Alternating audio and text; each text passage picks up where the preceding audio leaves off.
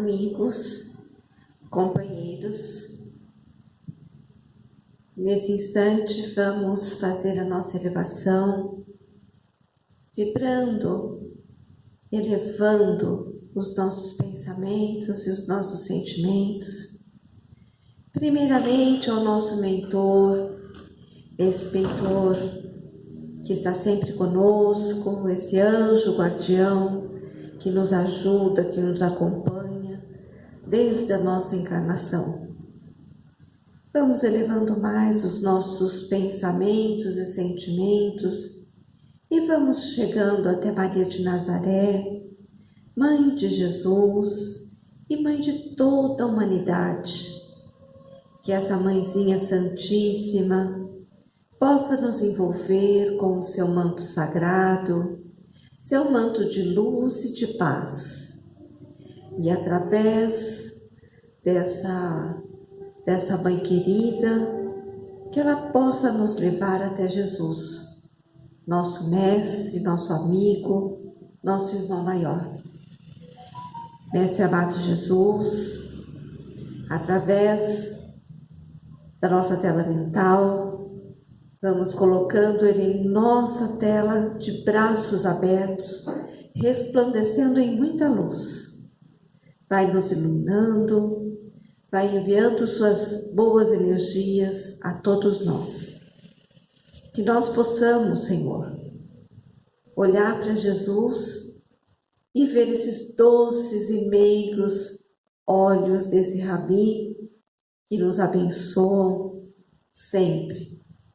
E através de Ti, Senhor, leve-nos até Deus Pai Todo-Poderoso, Senhor de tudo e de todos e Senhor de nossas vidas. Pai eterno, de joelhos em espírito, meu Pai, nós estamos Te agradecendo por tudo que temos, somos, o que vamos ter, e pedimos em nome de Jesus que o Senhor ajude a cura do nosso planeta, que está precisando de vós.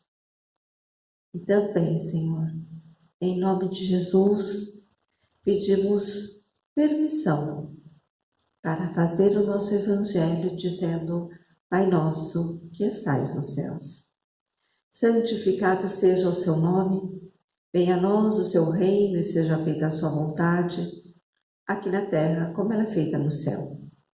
E o pão nosso de cada dia nos dê hoje.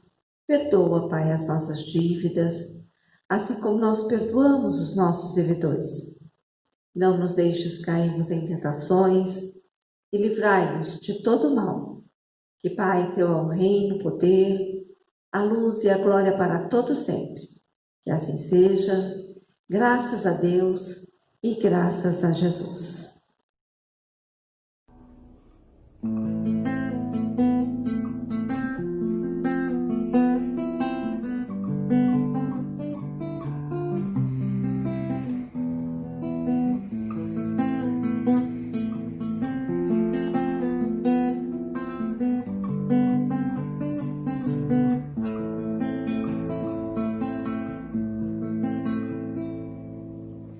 Um sentimento me ronda,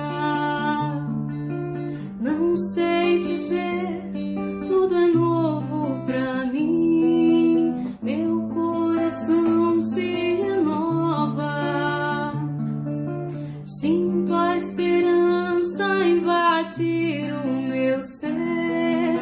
Quero ser manso, ser limpo, ser justo e pobre de espírito ser. Tua palavra me sonda, me conta do reino que espera por mim.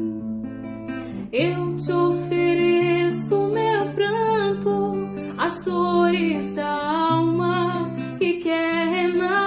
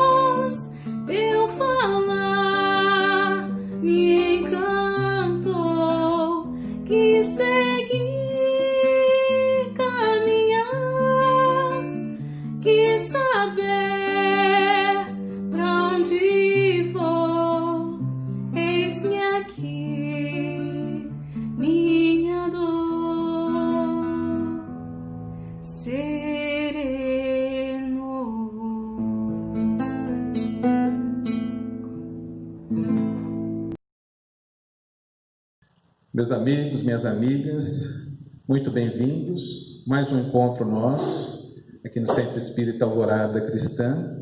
Estamos aqui em Indaiatuba, São Paulo.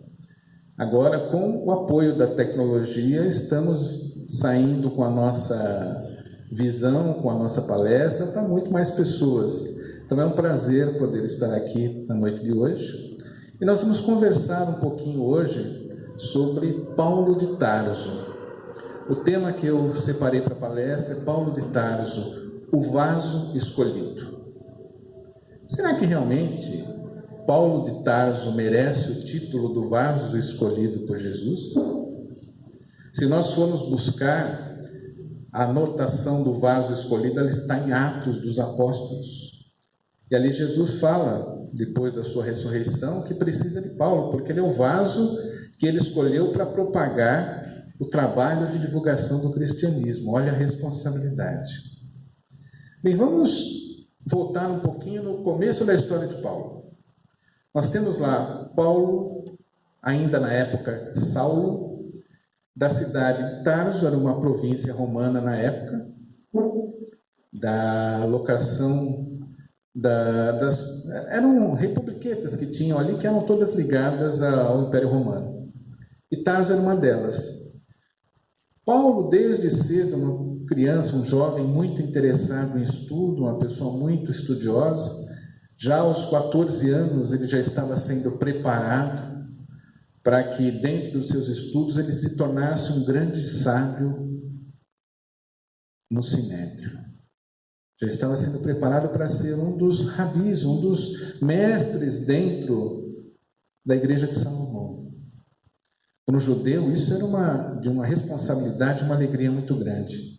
Pressupõe-se, lógico, os estudos eles são esparsos nesse ponto, mas que Saulo era de uma família de posses, porque mesmo essa formação ela não era gratuita, demandava um custo, e Saulo teve desde os 14 anos essa formação.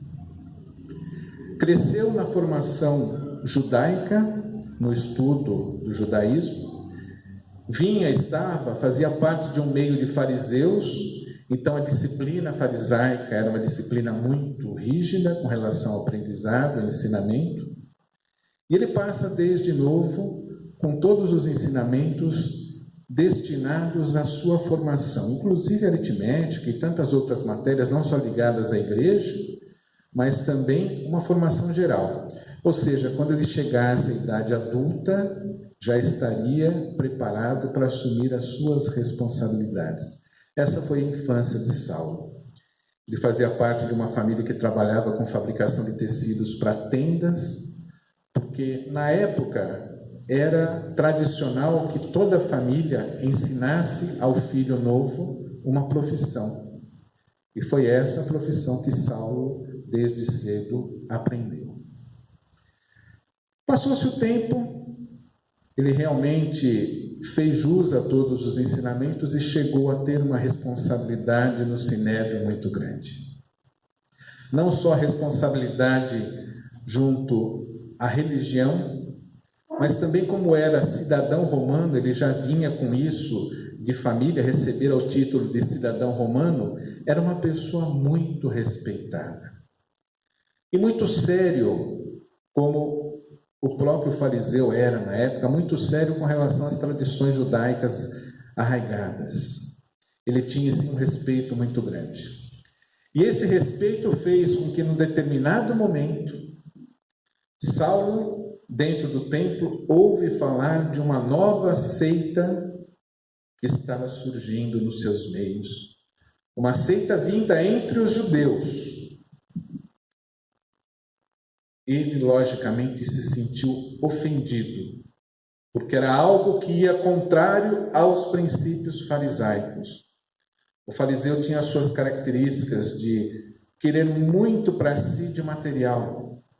Apesar da rigidez no ensino, eram pessoas que prezavam muito a posse. E aquela seita nova que vinha colocava isso em risco. Então isso trouxe para Saulo uma preocupação muito grande. Essa nova seita que surgia era o cristianismo. Falava-se de um homem que vinha às ruas, que dominava o povo com suas palavras, que trazia novos conhecimentos, que colocava em risco a realidade religiosa da época. Então, o que acontece com Paulo? Ele começa um trabalho de perseguição aos cristãos. Esse trabalho já existia por parte dos fariseus e dos judeus na época que dominavam o Sinédrio, e Saulo ainda na época, começa esse trabalho de perseguição. Após a morte do Cristo, houve o primeiro mártir do cristianismo que foi assassinado a pedido e a mando do próprio Saulo. Ele perseguia, mas vamos parar um pouquinho para prestar atenção, porque muitas pessoas pensam, mas Luiz, eu conheço a história de Paulo, Paulo era uma pessoa boa, como é que ele perseguia, como é que ele matava? Mas era justamente porque ele prezava e respeitava as leis de Moisés. Então nós vamos ver como daqui para frente isso valeu para ele. Ele, nas suas perseguições, ele tratava de uma forma de perseguição aqueles que faziam mal aquilo que ele julgava correto. Todos nós defendemos o que nós julgamos ser correto, e Saulo não era diferente. Diante de tamanha perseguição, num determinado momento, fala-se para ele que em Damasco existia um grupo, em determinado momento, uma específica pessoa que estava fazendo pregações em que o preocupavam. Naquele momento, ele se desloca a Damasco. Ele pega uma pequena comitiva de soldados, muito pequena, e vai até Damasco em procura de um tal de Ananias, que era quem coordenava o movimento de divulgação do cristianismo. Como dissemos há pouco, já havia sido feito o primeiro mártir, o primeiro assassinato de um cristão, que foi Estevão. Estevão, já anteriormente com uma perseguição em família, chegou a um determinado momento que foi preso e apedrejado até a morte. Era a lei da época. Depois disso, continuada a perseguição, nesse momento, Saulo vai com a sua comitiva e se dirige a Damasco. Aí começa a nossa história do Saulo que conhecemos. No meio do caminho, um clarão enorme toma a frente de Saulo. Ele cai de joelhos. E a partir daquele instante ele já não mais enxerga. Ele percebe a presença, uma presença muito forte, iluminada, que pergunta a ele: Saulo, Saulo, por que me persegues? Aquilo, de uma certa forma, transforma o interior de Saulo naquele momento, e ele se vê diante de uma força que ele não imaginava existir. Já no caminho de Damasco, as coisas estavam confusas na cabeça e no coração de Saulo. Ele estava indo perseguir cristãos, e ele queria entender como é que pessoas seguem um determinado indivíduo e mesmo diante de um enorme perigo não abrem mão da sua concepção do que é certo. Eram seguidores do Cristo. Então essa confusão fica na cabeça de Saulo já no caminho de Damasco, e depois acontece isso. E após essa pergunta ele fala: o que queres de mim, Senhor? E aí Jesus conversa com ele. Naquele momento ele percebe que ele está diante daquele ser que modificava vidas. Saulo, naquele momento, modifica até o nome pelo qual é chamado, porque Saulo era aquele orgulhoso, poderoso, a que todos deviam reverência. Ele assume o nome de Paulo, e o seu significado é a pessoa humilde. Ele é levado, e é pedido que seja levado até as entradas da cidade de Damasco, e ali o próprio Ananias o recebe e o ajuda a curar a sua cegueira temporária. É engraçado porque a gente percebe um determinado detalhe na questão de Ananias. Ananias não era uma pessoa provida vida de muita altura. É o que a gente chama de baixinho hoje em dia, né? E preocupado porque Jesus, num determinado momento, chega e se faz ver a Ananias e explica a Ananias que ele tem uma missão especial para ele. Ananias era um servidor do Cristo, mesmo após o seu desencarne, um daqueles que se dedicava a propagar o cristianismo a toda a força, tanto que ele era um dos seres que os romanos queriam a cabeça, e os judeus também.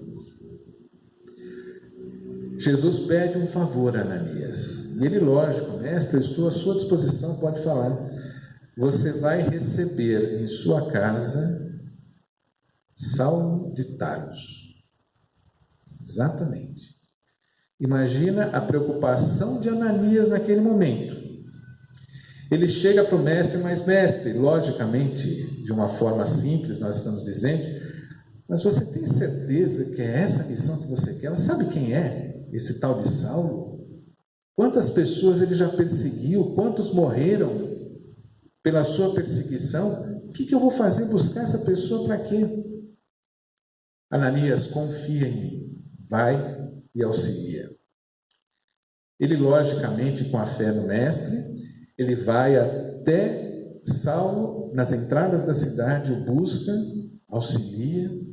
Naquele determinado momento, orienta, fala do Cristo, e naquele instante, a vida de Saulo mudou. Naquele momento, já Paulo, recondicionado o seu pensamento e a sua fé diante daquele que ele descobre que é o objetivo da sua vida. Ele começa a entender por que aquelas pessoas dão a vida pelo Mestre Jesus. Ele fica naquele momento ali com Ananias, Barnabé e outros que estão junto com ele naquele instante, começa a ouvir do Cristo, começa a aprender sobre a vida do Cristo, o trabalho que todos os novos cristãos estão fazendo, e ele abandona tudo. E olha que a carreira de Paulo realmente é abandonar muita coisa. Ele abandona tudo e vai para o deserto e fica por lá 3 anos, sobrevivendo do seu trabalho de tecelão de tendas,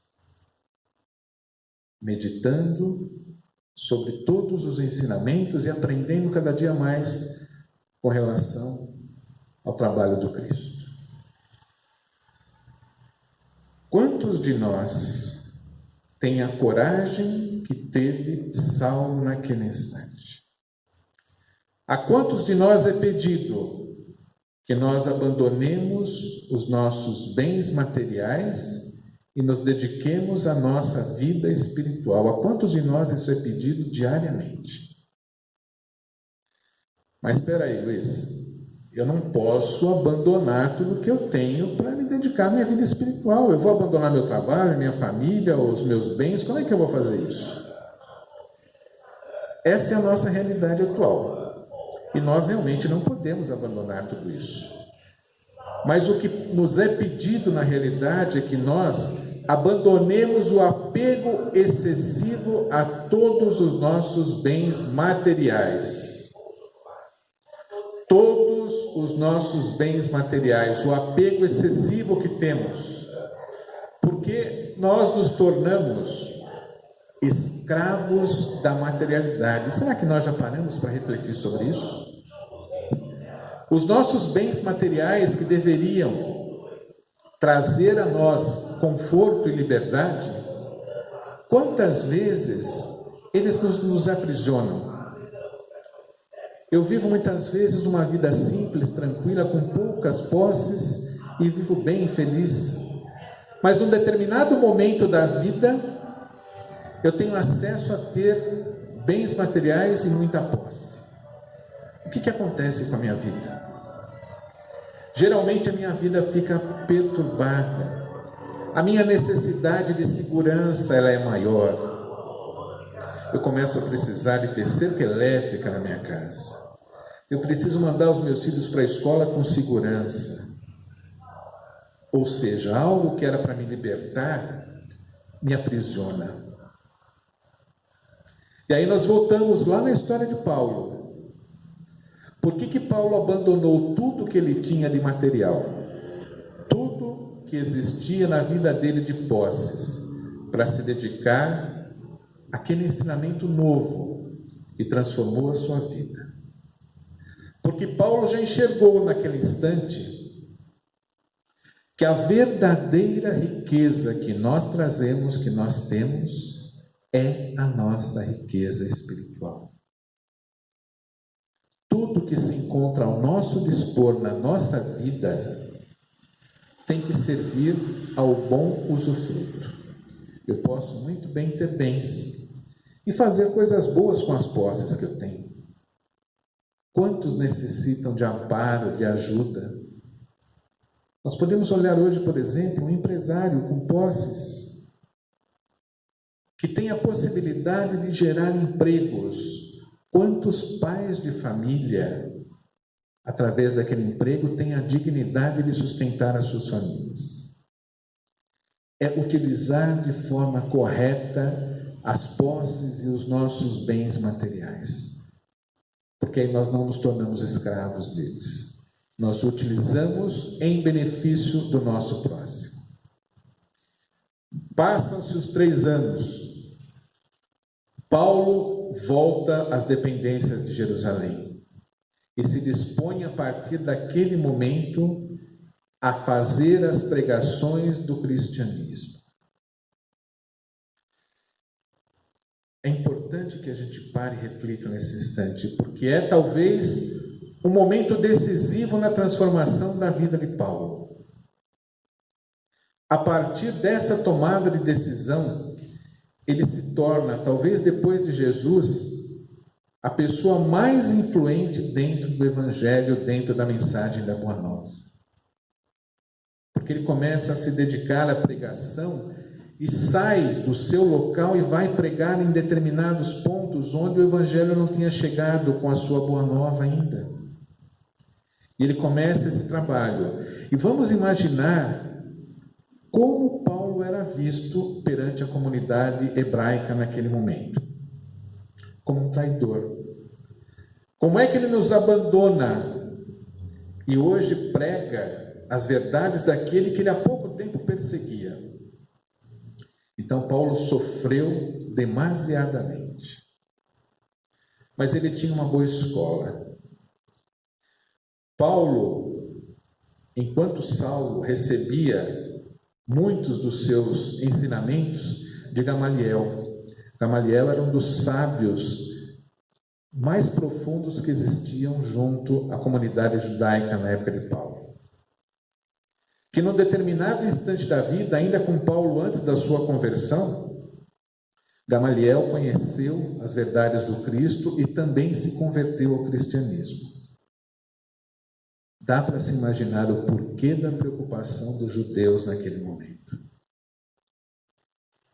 Então Paulo, já nas suas pregações, sofrendo preconceitos, perseguições, ele sente na pele aquilo que aqueles a quem ele fazia sofrer passavam.